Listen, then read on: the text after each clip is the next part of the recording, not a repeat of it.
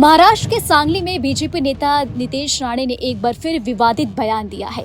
दरअसल महाराष्ट्र के कुछ शहरों में हिंसक घटनाएं सामने आने पर प्रतिक्रिया देते हुए नीतीश राणे ने कहा कि पुलिस वालों को 24 घंटे की छुट्टी दे दो, उसके बाद तुम अपनी ताकत दिखाना और हमारी ताकत दिखाने के लिए मैदान में उतरेंगे। वहीं नीतीश राणे के इस बयान के बाद आईएमएम के नेता वरिष्ठ पठान भड़क उठे। उन्होंने नीतीश राणे को खुली धमकी देते हुए कहा कि मस्जिद में आएगा तो टांगों पर, लेकिन जाएगा तो स्ट्रेचर पर। कुछ नहीं करते।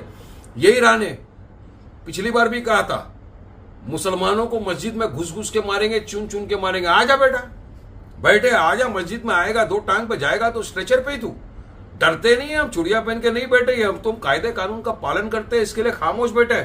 और हमारी खामोशी का इतना इम्तिहान मत लो। मुसलमान कायदे को मान रहा है इसलिए खामोश है, डरता किसी के बाप से भी नहीं है। और ये भी क्या कहा, 24 घंटे के लिए पुलिस को हटा दो, हम दिखा देंगे कौन बड़ा है छोटा है। हाँ, ये अल्फाज अगर वारिस पठान बोला होता तो अब तक मुझे उठा के जेल में डाल देते।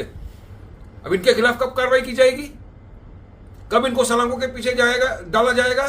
क्या ये सुप्रीम कोर्ट के हिसाब से हेट स्पीच नहीं है?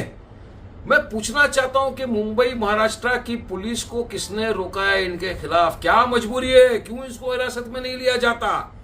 क्यों ऐसों को छोड़ दिया है? खुली फिजाओं में जाओ, अनाप शनाप बको मुसलमानों के खिलाफ।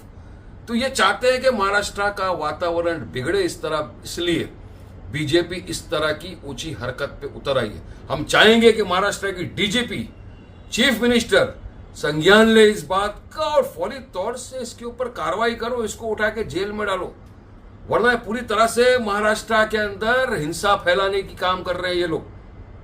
क्या करेगा 24 घंटे के अंदर? पुलिस को उठा के सबको मार डालेंगे। आओ मार डालो। हाँ, क्या समझते हो तुम हम लोगों को? ये बंद करो बकवासबाजी तुम्हारी। सरकार का मैं बोलना चाहता हूं आपके माध्यम से, फौरन इसको हिरासत में लो और इस तरह की बयानबाजी को सरकार बंद करे। दरअसल बीते दिनों महाराष्ट्र और अन्य राज्यों के कुछ शहरों में गणपति विसर्जन के दौरान हिंसक घटनाएं देखने को मिली। इन्हीं घटनाओं को लेकर महाराष्ट्र के सांगली में बीजेपी नेता नीतीश राणे ने एक सभा के दौरान प्रतिक्रिया दी। नीतीश राणे ने सभा में कहा कि पुलिस वालों को 24 घंटे की छुट्टी दे दो, उसके बाद तुम अपनी ताकत दिखाना और हमारी ताकत दिखाने के लिए मैदान में उतरेंगे। उन्होंने कहा कि इनकी धमकियों से डरने वाले लोग हैं क्या? मैं इनको कहना चाहता हूं कि पुलिस को एक दिन की छुट्टी दे दो, तुम हमारी ताकत दिखाना और हिंदू के तौर पर हम हमारी ताकत दिखाने में मैदान में उतरते हैं। फिर हमें भी देखना कि हम उस दिन के बाद दूसरे सुबह हिंदू दिखते हैं कि मुसलमान दिखते हैं। क्या कहा, 24 घंटे के लिए पुलिस को हटा दो, हम दिखा देंगे कौन बड़ा है छोटा है। हाँ, ये अल्फाज अगर वारिस पठान बोला होता तो अब तक मुझे उठा के जेल में डाल देते। अब इनके खिलाफ कब कार्रवाई की जाएगी, कब इनको सलाखों के पीछे डाला जाएगा? क्या ये सुप्रीम कोर्ट के हिसाब से हेट स्पीच नहीं है? मैं पूछना चाहता हूं कि मुंबई महाराष्ट्र की पुलिस को किसने रोका है इनके खिलाफ? क्या मजबूरी है? क्यों इसको हिरासत में नहीं लिया जाता? क्यों ऐसों को छोड़ दिया है? खुली फिजाओं में जाओ, अनाप शनाप बको मुसलमानों के खिलाफ। तो ये चाहते हैं कि महाराष्ट्र का वातावरण बिगड़े इस तरह, इसलिए बीजेपी इस तरह की ऊंची हरकत पे उतर आई है। हम चाहेंगे कि महाराष्ट्र की डीजीपी, चीफ मिनिस्टर संज्ञान ले इस बात का और फौरी तौर से इसके ऊपर कार्रवाई करो, इसको उठा के जेल में डालो, वरना पूरी तरह से महाराष्ट्र के अंदर हिंसा फैलाने की काम कर रहे हैं ये लोग। क्या करेगा 24 घंटे के अंदर? पुलिस को उठा के सबको मार डालेंगे। आओ मार डालो। हाँ, क्या समझते हो तुम हम लोगों को? ये बंद करो बकवासबाजी तुम्हारी। सरकार का मैं बोलना चाहता हूं आपके माध्यम से, फौरन इसको हिरासत में लो और इस तरह की बयानबाजी को सरकार बंद करे।